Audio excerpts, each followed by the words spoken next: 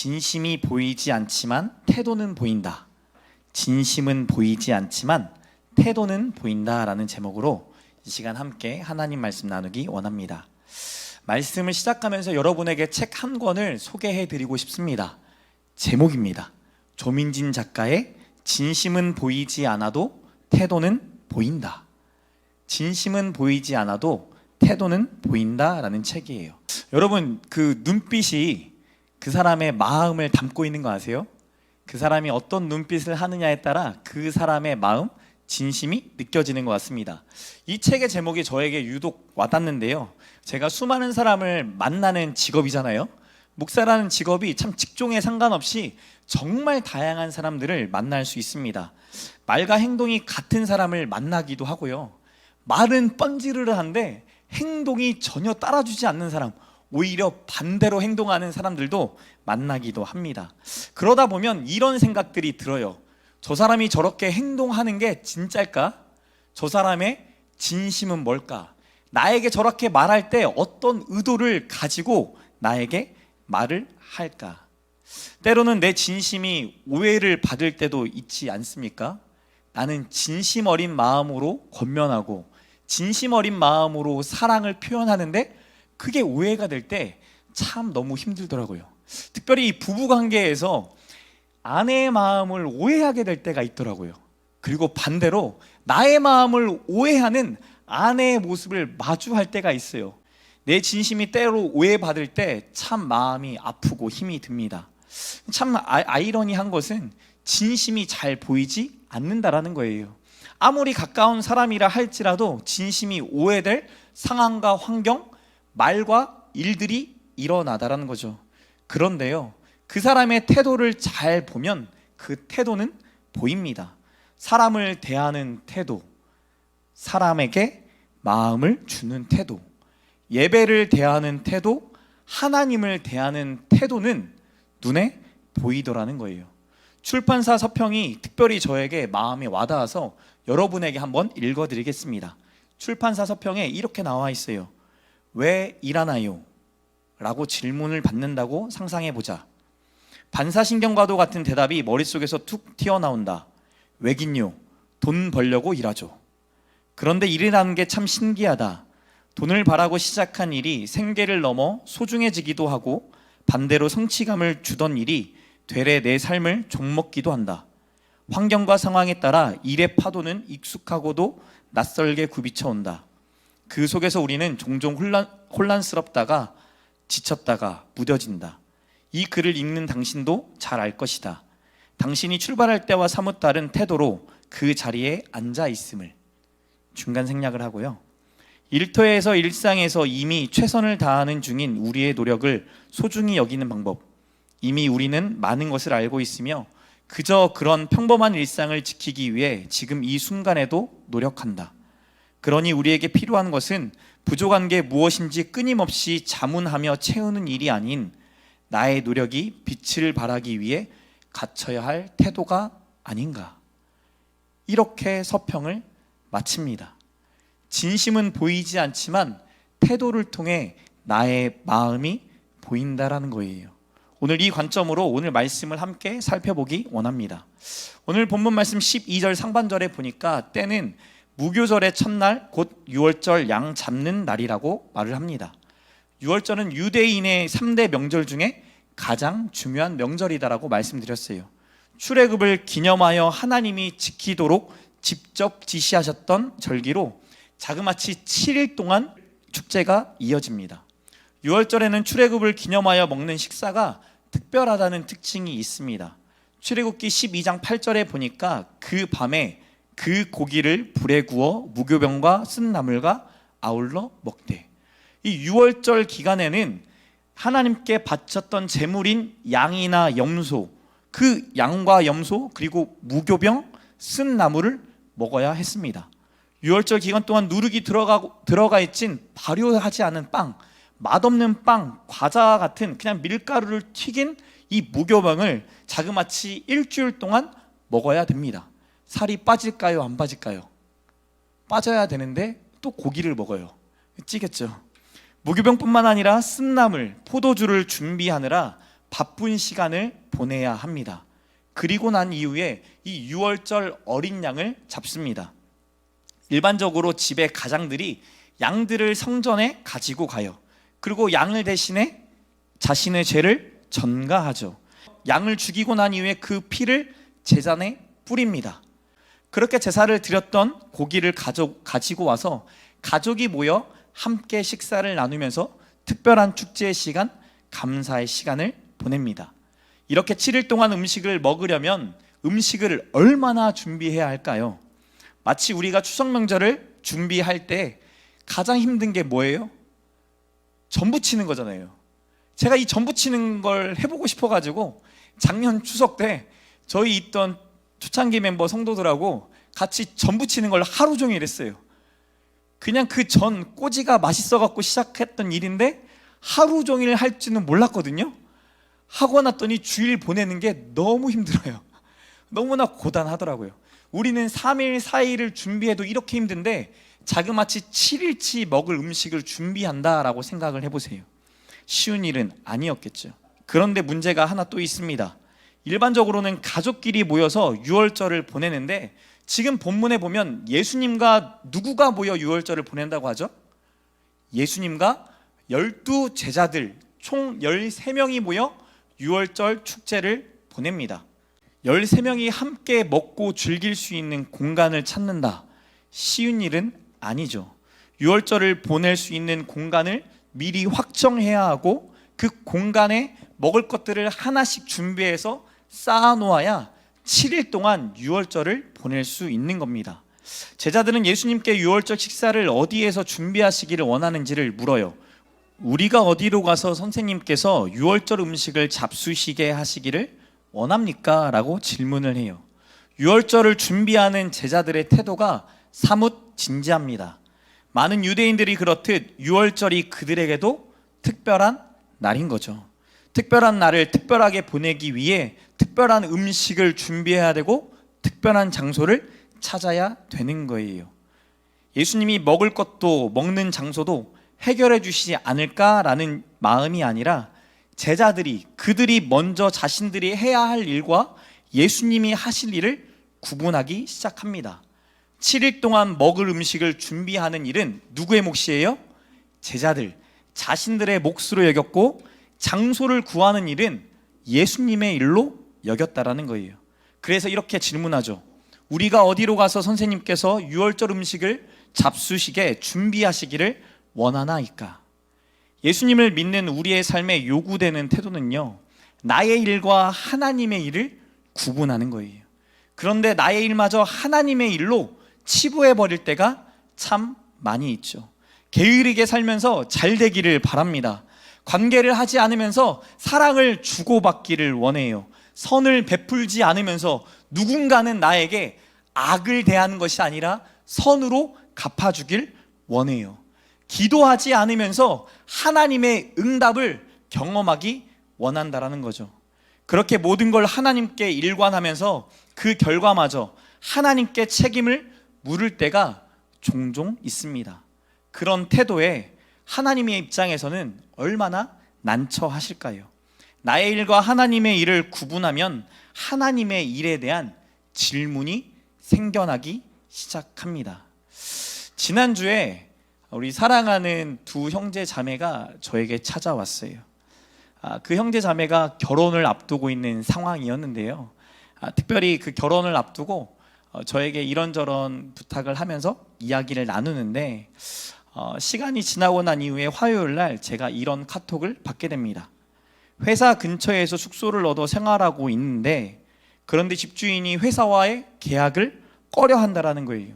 당장 한 달 안에 계약을 해야 하는데 갱신해 주지 않겠다고 해서 살아야 될 숙소를 찾아다니기 시작했다고 합니다. 전주에 살고 있는 어머니가 서울까지 올라와서 오피스텔을 찾아다니기 시작해요. 주인을 찾아가서 다시 부탁하기 시작합니다. 안 되겠냐고, 여기에 살 수 있으면 안 되겠냐고. 그런데 주인의 대답은 역시나 어렵다라고 연락이 옵니다. 그렇게 일주일 내내 아둥바둥하는 시간을 보내느라 바빴다라고 고백을 해요. 내가 할 수 있는 일을 찾아서 한 거죠. 내가 살 집을 누가 찾아야 돼요? 내가 찾아야겠죠. 그런 상태로 지난주에 결혼을 앞두고 저에게 주례를 부탁하는 거예요. 얼마나 감사한지요. 제가 이런 부탁을 드렸어요. 남자와 여자, 아빠와 엄마와 자녀, 남편과 아내는 모두가 하나님의 형상으로 인격적으로 동등한 자이다. 그러나 질서적으로는 가정의 머리가 누가 되시고 예수님이 되시고, 그 다음에 남편, 그 다음에 아내, 그 다음에 자녀다. 이것이 성경적 진리이기 때문에 이것을 꼭 마음에 새겼으면 좋겠다. 실상 결혼하고 나면 이 질서가 흔들리기 시작하고 가정의 위기가 이 질서가 깨어지기 때문에 나타나는 일이 너무나 많다라고 권면을 했어요. 이 권면의 말씀을 붙잡은 이 청년들이 어떻게 됐을까요? 이전에는 숙소를 구하는 일을 자신의 일들로만 여겼습니다. 그런데 결혼을 하면 자신만의 일이 아니라 가정의 일이 된다는 것을 알게 된 거죠. 나 혼자 살아갈 것이 아니라 결혼 이후에 내가 살아갈 그 오피스텔, 그 오피스텔이 나만 구해야 될 일이 아니라 남편도 함께 구해줘야 할 일이 되었다라는 거예요. 그리고 난 이후에 이렇게 남편에게 말합니다. 우리 집 가장인 당신이 대표로 기도해 주세요. 미래 남편에게, 아직 남편도 안 됐어요. 근데 미래 남편에게 이렇게 기도 부탁을 하는 거예요. 이전에도 미래 남편에게 자기가 얻어야 될 숙소에 대해서 말하지 않았겠습니까? 숙소가 구해지지 않아서 투정을 했을 거예요. 미래 남편 앞에서 계속 한숨을 쉬었을 수도 있습니다. 그런데 투정이 권면으로 변했고 한숨이 기도가 되었어요. 그렇게 자신들의 일을 하기 시작했고 하나님께 기도하며 하나님의 일을 해달라고 엎드리기 시작합니다. 오늘 본문에도 예수님의 질문에 예수님도 13절에서 15절에 자세히 어떻게 해야 할지를 말씀해 주십니다. 정리해보면 이래요. 성 안으로 들어가라. 물 한 동이를 지고 가고 있는 사람을 만나게 될 거다. 그리고 그 사람을 따라가면 그 사람이 들어가는 집 주인을 만날 테고, 그 집 주인에게 예수님께서 너의 다락방을 쓰겠다라고 말을 해라. 그러면 거기에서 준비하면 된다. 이거 너무 황당한 일 아니에요? 너무나 생뚱맞은 이야기를 하세요. 여러분이라면 예수님의 말씀에 순종하겠습니까? 여러분이 예수님의 제자라면 예수님, 제가 가면은 딱 만나게 되는 거죠. 제가 딱 가면 물 한 동이 들고 있는 남자를 제가 발견할 수 있는 거죠. 그렇게 따라갔더니 저 주인이 저를 환대해 주는 거죠. 여러분, 저 같으면 이렇게 질문했을 텐데, 이렇게라도 여쭈었을 텐데, 오늘 성경 16절에 보니까 제자들이 이렇게 반응해요. 제자들이 나가 성내로 들어가서 예수께서 하시던 말씀대로 만나 유월절 음식을 준비하니라. 제자들이 뭐 했어요? 순종했어요. 예수님이 일러주신 그대로 그 말씀을 따라 성내로 들어갔어요. 그렇게 순종했더니 하나님의 놀라운 역사가 일어났죠.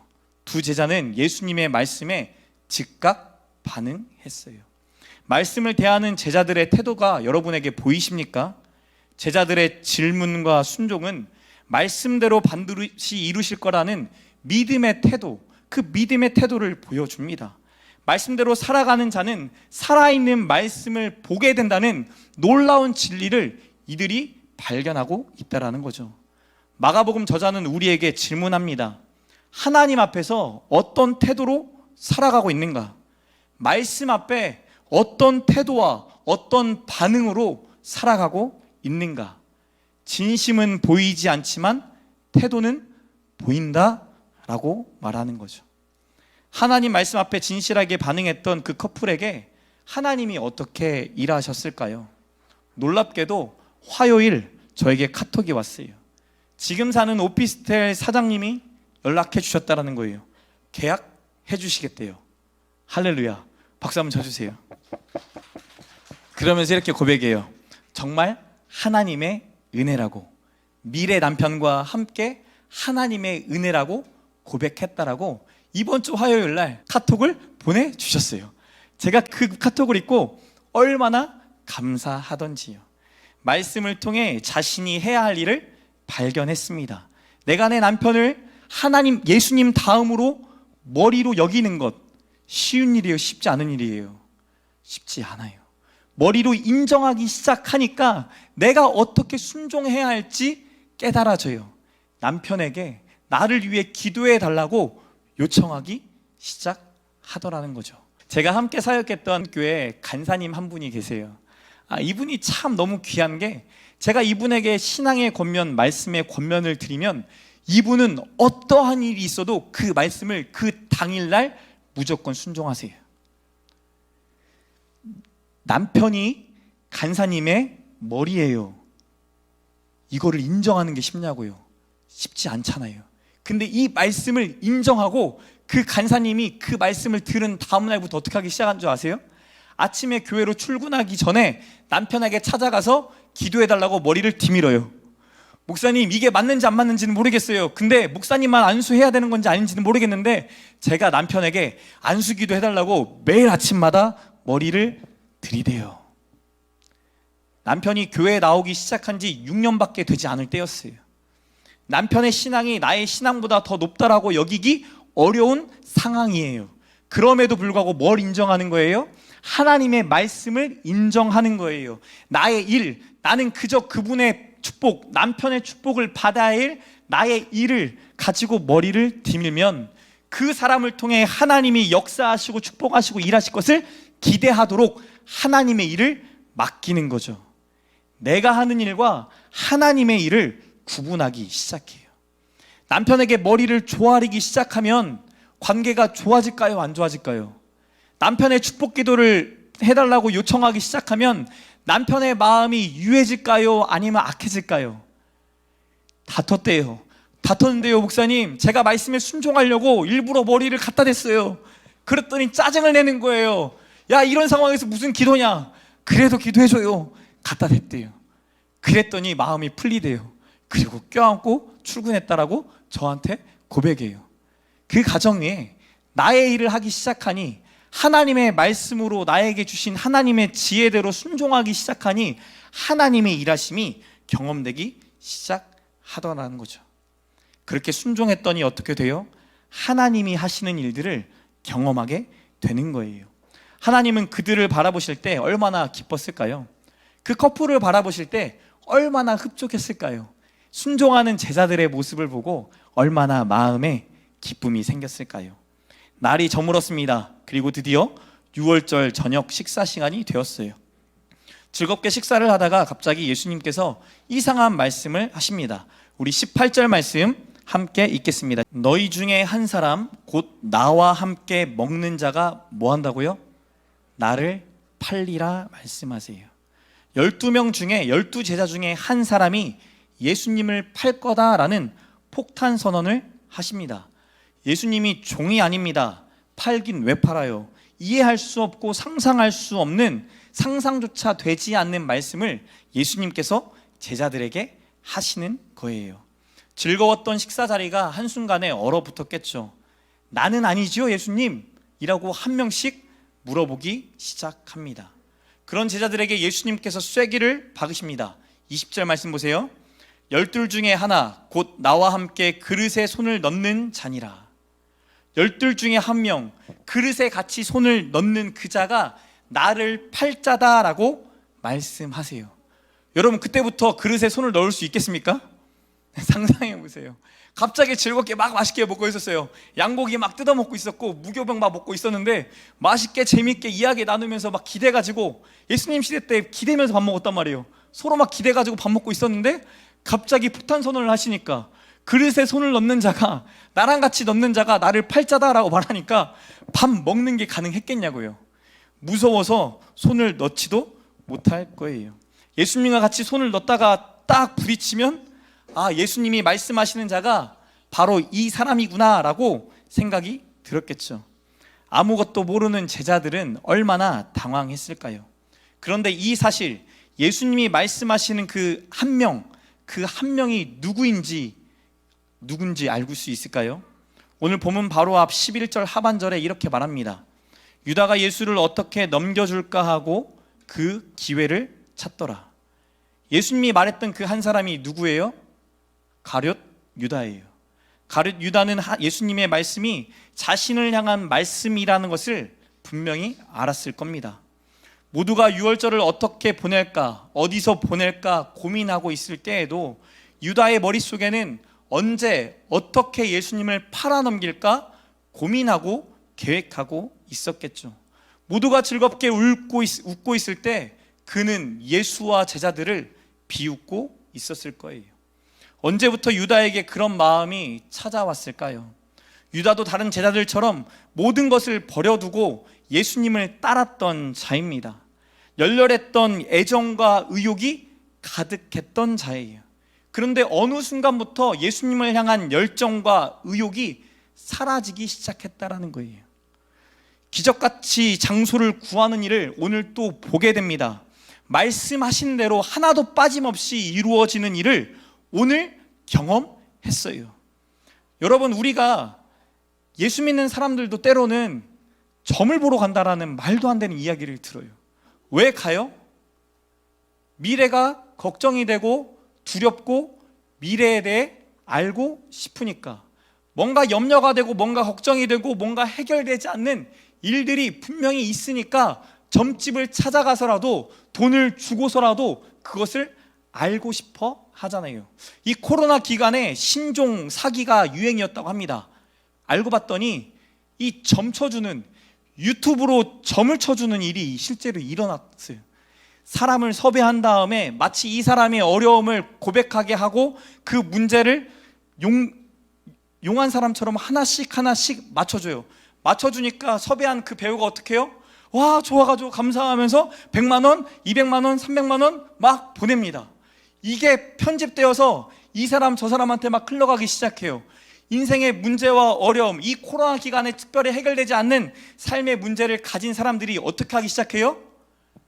그 용하다고 하는 사람, 그 유튜브를 시청하기 시작하고 100만 원, 200만 원, 300만 원, 심지어 1000만 원이 넘는 돈을 보낸 사람도 있다라고 말을 해요.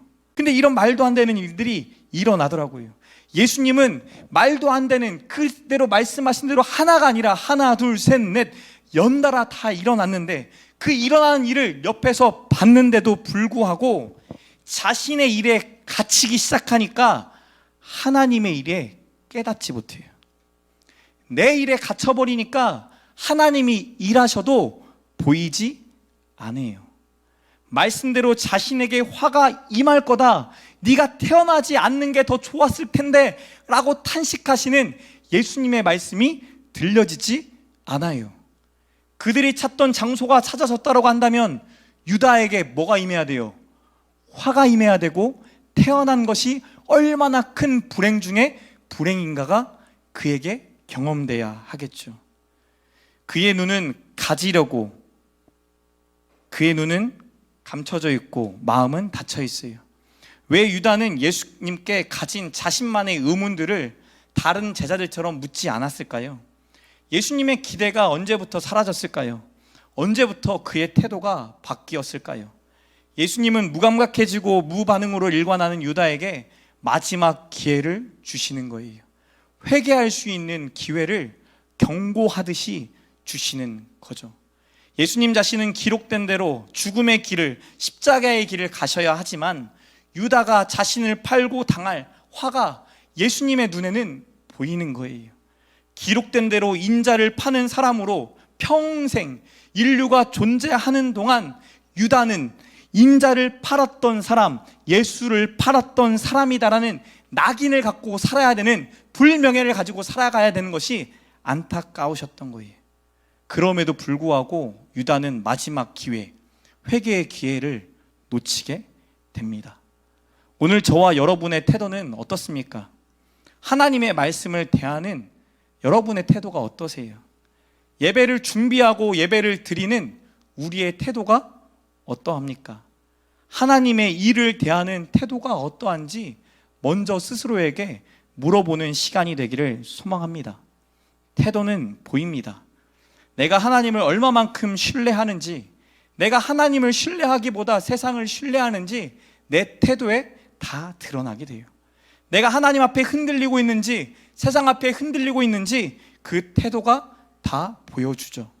때로는 제가 말씀을 준비하면서 좌절감을 느낄 때가 많아요. 오늘 준비하는 이 말씀이 우리 성도들의 삶에 좀 잘 들려지기를 바라는 마음으로 준비하는데, 지난주 제가 좀 설교 이후에 좌절감이 상당히 컸거든요. 여러분은 느끼셨는지 모르겠지만 저는 상당히 좌절스러웠어요. 내가 가졌던 기대와 다르게 말씀 준비가 일주일 내내 어려웠어요. 어렵고 이 말씀이 이렇게 하나의 꾀로 꿰어져야 되는데 잘 꿰어지지 않는 거예요. 그러다 보면 이상하게 강단에서 저의 입에, 말에, 행동에 힘이 들어가기 시작해요. 힘이 들어가서 막 외치기 시작하다가 내려올 때 좌절한 OTL의 모습으로 내려와요. 내 태도를 하나님이 지난주에 보게 하시더라고요. 사람을 변화시키는 분이 누구세요? 하나님이시죠. 앞에 있는 이강렬 목사가 사람을 변화시키는 주체가 아니거든요. 이강렬 목사가 아무리 화려하게 말씀을 준비하고 삐까뻔쩍한 말씀을 전한다 할지라도, 막 눈물을 흘리고 뭐한다 할지라도 사람의 변화를 이끄시는 자가 목사가 아니라, 성도가 아니라 하나님 한 분이세요. 우리가 아무리 남편과 아내를 머리로 인정해야 된다 성경적으로 알고 있지만 인정하는 게 쉽게 되냐고요? 안 된다니까요. 하나님이 그렇게 우리의 마음을 움직이지 아니하시면, 우리의 삶을 움직이지 아니하시면 태도가 바뀔 수가 없어요. 그런데 어느 순간에 이 강단에 서기 시작할 때 저도 모르게 그런 욕구, 욕망이 찾아오는 거죠. 내가 저 사람을 변화시킬 수 있다. 오늘 이 말씀이 저 사람을 분명히 변화시키게 할 거야. 그러면 뭐가 사라져요? 기도가 사라져요. 준비하는 기도가 사라져요. 말씀에 집중하고 바꾸고 퇴고하는 시간을 10번, 20번 거치지, 하나님 앞에 이 말씀을 통해 응답해달라고, 역사해달라는 기도, 그 간절한 무릎이 사라지게 돼요. 나의 일에 계속 집중하다 보니 하나님의 일을 까먹기 시작하죠. 이번 주 말씀을 준비하면서 저는 계속 엎드렸어요. 휴가를 가는 3일 동안에도 머릿속에는 사실 이 생각이 가장 컸어요. 지난주에 설교 죽었지. 분명히 지난주 망했어. 좌절이야. 지난주에 새로운 방문자가 5명이나 됐는데 오늘 안 왔네. 망했어. 이런 마음이 들까봐 제가 정말 열심히 준비했어요. 하나님, 제 마음이 앞서지 않도록, 나의 일이 하나님의 일보다 앞서지 않도록 하나님, 제가 지금부터 기도하고 지금부터 엎드리고 지금부터 하나님 앞에 엎드립니다. 하나님 도와주세요. 내가 성도의 마음을 바꿀 수 없습니다. 하나님, 그들의 삶을 바꿀 수 없습니다. 오직 하나님만이 그들의 마음과 삶과 태도를 바꾸실 수 있사오니 주님 역사해 주세요. 휴가 기간에 뭐 해야 되는데요? 쉼을 취해야 되고 아이들과 물놀이하면서 놀아야 되는데 그때도 계속 사실 이 생각이 저를 좌지우지하는 거예요. 하나님 앞에 어떤 태도로 살아가고 있는가? 여러분, 저도 여러분도 질문해 보시죠. 오늘 우리의 시선을 하나님께 더 봅시다. 나의 일에 너무나 집중해서 하나님의 일이 보이지 않고 하나님의 말씀하심이 보이지 않아 화가 될 일을, 삶을 살아가고 있는데도 불구하고 돌이키지 못하는 우리의 삶이 드러났으면 좋겠어요. 그리고 더 나아가 하나님의 말씀이 우리의 삶의 역사가 되는 놀라운 축복의 간증의 주인공이 저와 여러분이 되시길 축복합니다. 전진과 후퇴, 성공과 실패가 끊임없이 반복되는 삶을 살아갑니다. 영적으로도 그래요. 영적으로 한보진전한 것 같은데, 전진한 것 같은데 어느 순간 보니 뒤로 2발짝, 3발짝 후퇴한 것 같죠. 내가 올 한 해는 하나님 안에서 영적으로 성공한 한 해를 보낸 것 같은데 잘 돌아보니 마지막 달에 실패한 것 같은 삶을 살 때도 있어요. 그래서 때로는 길을 잃고 방황하기도 합니다. 우리에게 안식을 주시며 다시 일어날 용기를 주실 그 하나님께 이럴 때 집중해야 돼요. 나의 있는 모습 그대로의 태도를 하나님께 내어드리는 거예요. 하나님, 나는 지금 열정이 식었어요. 열정이 타오르질 않아요. 하나님, 기도하기보다 내 일에 더 집중해서, 내 일에 집중해서 더 좋은 열매를 맺고 싶은 게 나의 모습이에요 라고 고백하는 거예요. 그럴 때 하나님이 마음에 평강을 주시고 안식을 주시고 용기를 주시는 줄 믿으시기 바랍니다. 여러분, 추석 명절을 보내고 여러분의 심령 위에 좀 어떤 마음이 드셨어요?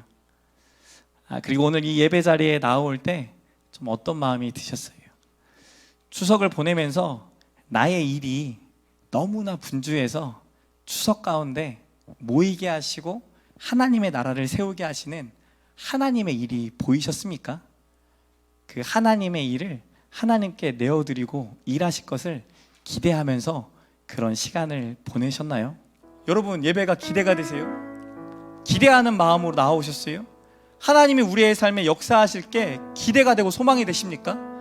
하나님이 보실 때 내 태도가, 내 삶의 자세와 나의 모양이, 나의 말과 행동과 삶이 하나님 보시기에 하나님을 진짜 기대하는 사람처럼 보여지냐고요.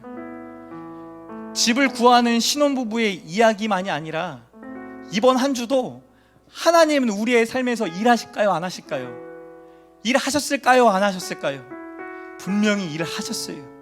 근데 누가 깨닫지 못해요? 우리가 깨닫지 못해요. 영적인 눈이 어두워져서 마음의 문이 닫혀서 하나님이 우리에게 말씀하시고 깨닫게 하시고 일하시는데 누가 보지 못하고 누가 듣지 못하고 누가 깨닫지 못해요? 내가요. 왜?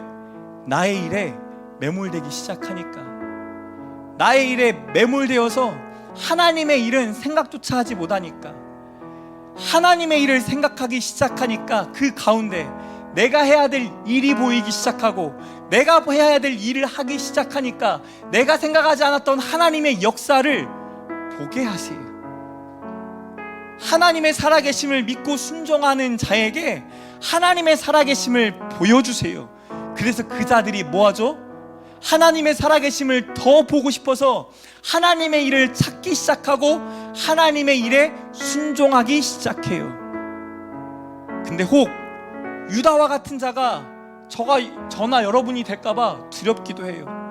이강렬 목사가 유다와 같이 하나님의 역사가 일어나는데 예수님이 지금 말도 안 되는 기적을 베풀어 주시는데도 불구하고 그 현장 속에서도 나의 일, 어떻게 예수를 팔아 넘길까, 이 일에 매몰되어 하나님의 역사를 보지도 못하고 깨닫지도 못하고 내가 생각할 수 없는 하나님의 계획을 꿈꿀 수 없는 자로 살아가고 있잖아요. 오늘 시선이라는 찬양을 하면서 다른 곳을 향했던 나의 시선을 하나님께 향하는 그런 특별한 시간을 가져보길 바래요. 눈을 감고 찬양하실 텐데요, 이 시간 하나님이 여러분 앞에 계신다라고 믿으시고 그 하나님 앞에 나의 있는 모습 그대로 내가 가진 시선을 고백하는 자리 되기를 소망합니다. 우리 시선 같이 찬양하시겠습니다.